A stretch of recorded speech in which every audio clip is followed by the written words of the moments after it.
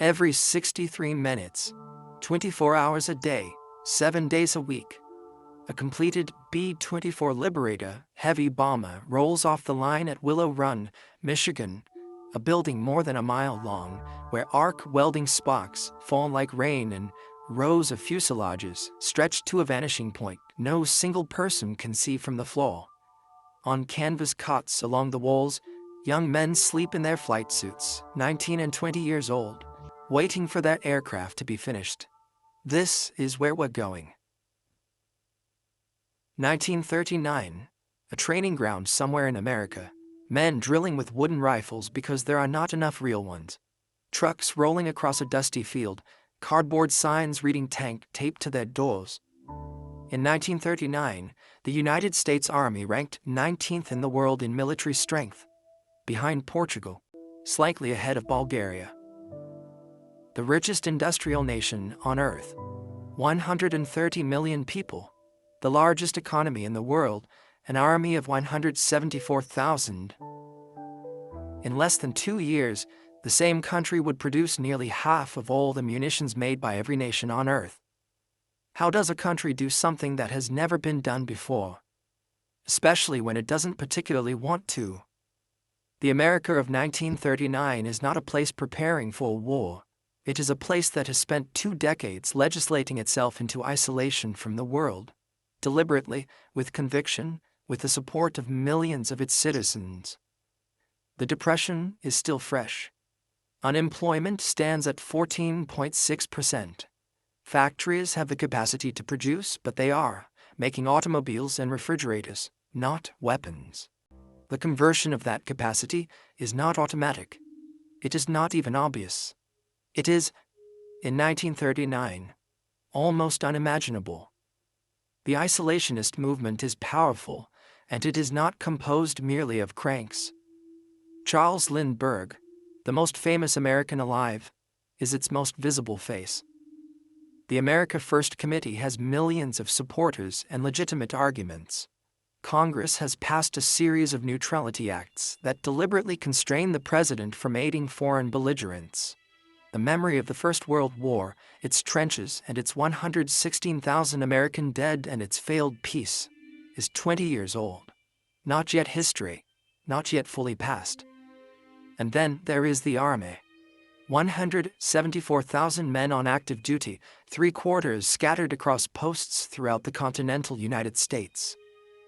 Equipment obsolete, some weapons dating to the previous war.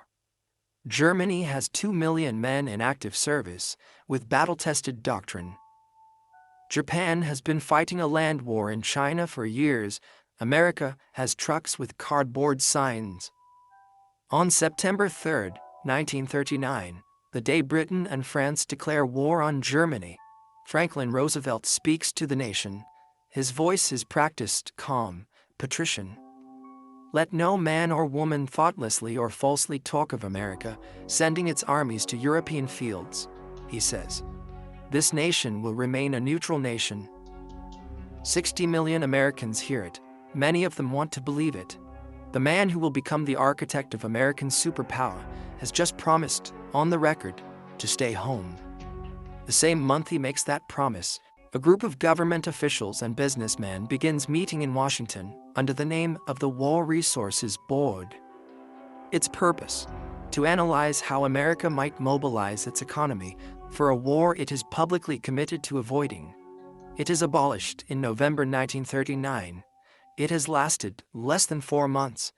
This is what building something unprecedented actually looks like. The board's successor, the Advisory Commission to the Council of National Defense, is revived from the First World War in May 1940. It too will be found inadequate. Then the Office of Production Management, January 1941. The Supply Priorities and Allocation Board, August 1941. Agency after agency, formed, overstretched, reorganized, replaced. The men involved are not incompetent. The problem is that nothing like this has ever been done, and the organizational templates don't exist.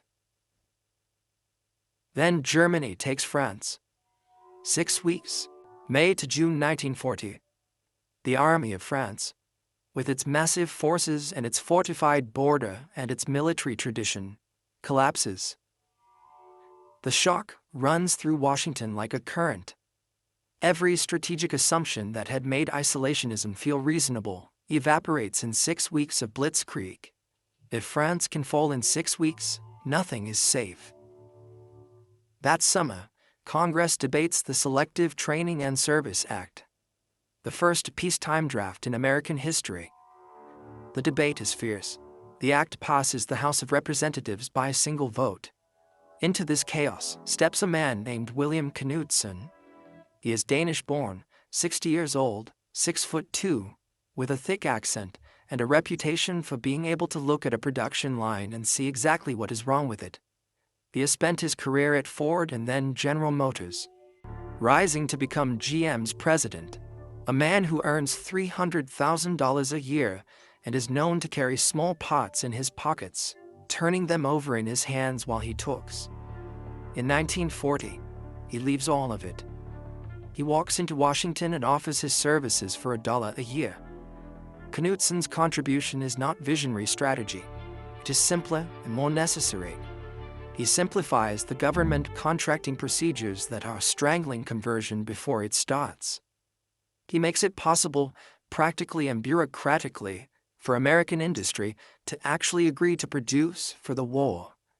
Because industry does not want to. This is a fact the myth has largely erased. In industry after industry, company executives resist conversion. They don't want to lose consumer market share to competitors who don't convert. Conditioned by 20 years of boom and bust, they distrust any sudden wartime surge. They fear the government contracts will evaporate and leave them holding factories they've gutted for production runs they can't sustain. The government's answer is the cost plus contract, your costs plus a guaranteed profit margin. All financial risk removed. Critics call it a giveaway. Supporters call it the only thing that works. Both are right. Secretary of War Henry Stimson, a Republican with the bearing of a Wall Street lawyer and the convictions of one, names the bargain with brutal clarity. If you're going to try to go to war or to prepare for war in a capitalist country, you've got to let business make money out of the process, or business won't work. December 29, 1940. FDR goes on the radio again, 60 million Americans listening. He tells them that Britain's survival is essential to American security. He tells them that America must become the great arsenal of democracy. He speaks of ships and tanks and planes and the implements of war. 15 months earlier, he promised neutrality. The audience listening that December night has no idea that American naval vessels are already being targeted in the Atlantic by German submarines, that the United States and Germany are, by the end of 1941, in a de facto war that neither government has publicly acknowledged. Roosevelt knows. The admirals know. The U-boat commanders know. 3 months after the speech, the Lend-Lease Act passes Congress. Britain's ambassador, Lord Lothian, had arrived at LaGuardia Airport the previous year and held an impromptu press conference. Well, boys, Britain's broke. It's your money we want. He was not exaggerating. Roosevelt had explained the concept to reporters with a folksy analogy. If your neighbor's house is on fire, you lend him your garden hose. You don't sell it to him first. Senator Robert Taft of Ohio retorted that lending war equipment was rather like lending chewing gum. You don't want it back. The act passes. With the stroke of a pen, the federal government becomes the customer for an extraordinary volume of military production. Industry still hesitates. The calendar ticks toward December. It is the morning of December 7th, 1941. The harbor at Pearl Harbor is flat and still. The sky is clear. The Japanese carrier strike force, 6 carriers, 408 aircraft, has crossed 3,500 miles of the Pacific under strict radio silence. At 7:02 in the morning, Army privates at the Opana radar station on Oahu pick up a massive return on their screen. They report it to duty officer Lieutenant Kermit Tyler. Tyler tells them not to worry. He assumes it's a flight of B-17 expected from California. By 7:55, the first bombs are falling. 2 hours, 8 battleships damaged, 4 sunk, 2,403 Americans killed, 188 aircraft destroyed on the ground, many of them parked in neat wing-to-wing rows. An anti-sabotage precaution that made them perfect targets from the air. And in the weeks that followed, something else becomes clear about what happened. Japan's primary targets are the U.S. Pacific Fleet's aircraft carriers. All of them are at sea that morning. All of them survived. The battleships, for all the destruction visited upon them, are not the decisive weapon of this war. Japan has destroyed the symbol of American naval power and left the substance of it intact. More importantly, the attack accomplishes in 2 hours what 18 months of Franklin Roosevelt's careful political maneuvering had failed to do. The isolationist movement dissolves overnight.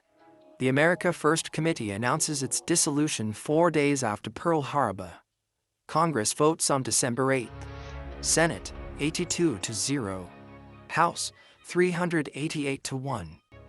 The single dissenting vote belongs to Representative Jeannette Rankin of Montana, who also voted against war in 1917. She is surrounded by an angry crowd after the vote and finds a phone booth to hide in. She does not change her vote. 3 days later, on December 11th, Adolf Hitler stands before the Reichstag and declares war on the United States. He is not required to do this.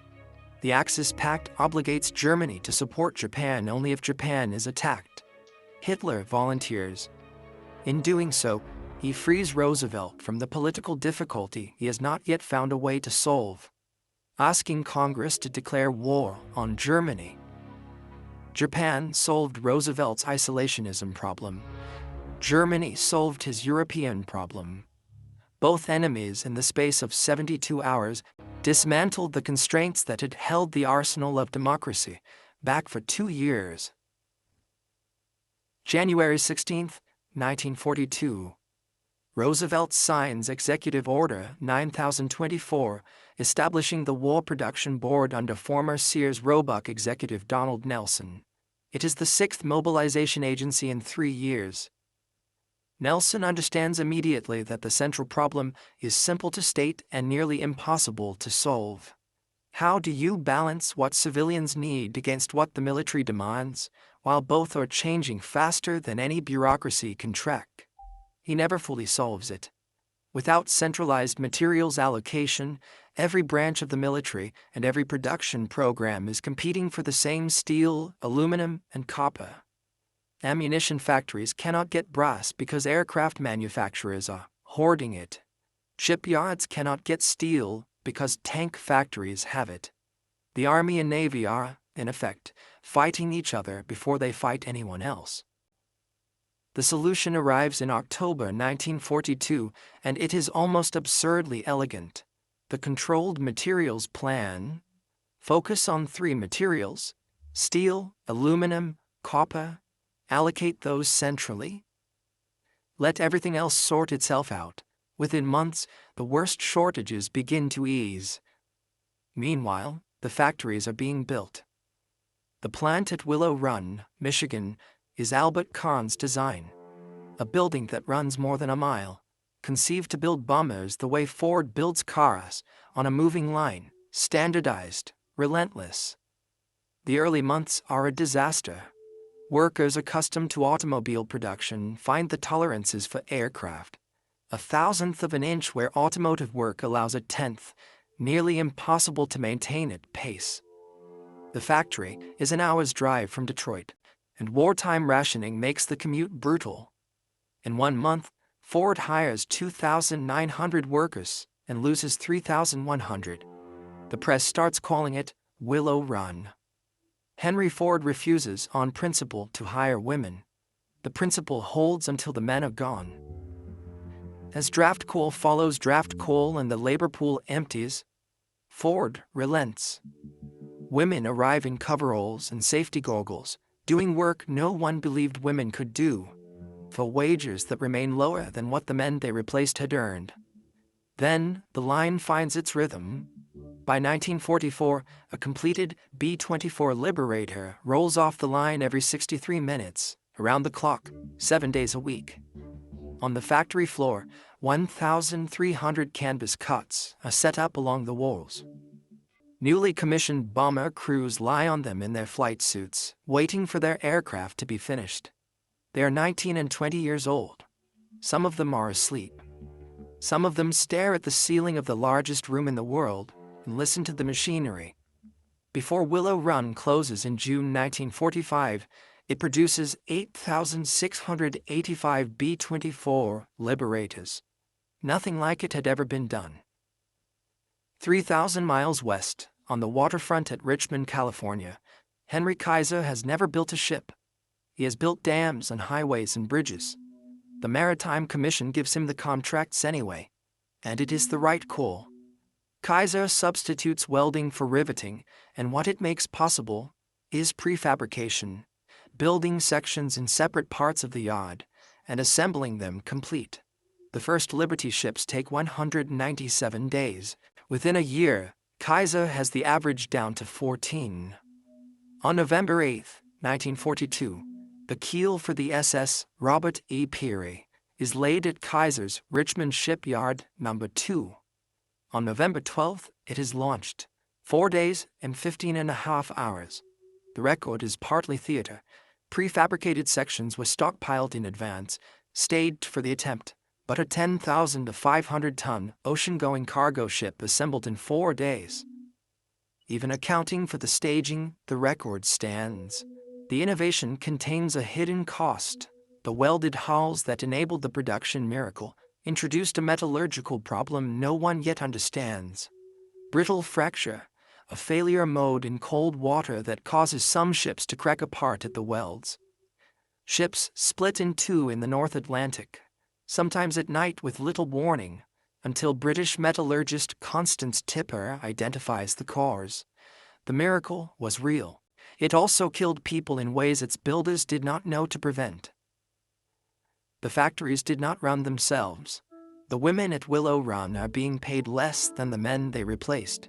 The black workers who enter the defense industry do so under Executive Order 8802, which A. Philip Randolph forced Roosevelt to sign in June 1941. Randolph's leverage was a threatened march, tens of thousands of black Americans descending on Washington during a national defense emergency. Roosevelt signed. It is the first federal civil rights action since Reconstruction. It is also imperfectly enforced and regularly violated. And the military these workers are arming remains rigidly segregated throughout. And the men of the 442nd Regimental Combat Team are being recruited for the U.S. Army while their families are held in internment camps. That contradiction was not incidental to the arsenal of democracy. It was woven into its foundation. These are the people who built it. By late 1943, American production has passed not just the Axis, but the combined output of every other nation on Earth. Military aircraft, 6,000 in 1940, 85,000 in 1943. By 1944, America is building more planes in a single year than Japan builds in the entire war.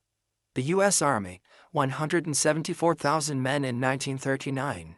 5.4 million by December 1943, nearly 8.3 million at peak. The gross national product grows 52% between 1939 and 1944. Unemployment falls from 14.6% to 1.9%. The New Deal, across 10 years of programs and spending, had never achieved this. The war achieves it in 3. Lend-Lease sends more than $48 billion in supplies to the Allies. The Soviet Union receives enough that it matters more than Western histories have acknowledged. Marshal Georgy Zhukov later acknowledged, in records Western historians could not access until Soviet archives opened up to 1991, that without American trucks, locomotives, and food, the Red Army could not have sustained itself through the war's critical middle years. The Eastern Front, which history has long remembered as a purely Soviet achievement won by Soviet blood, is built partly on American steel and American production.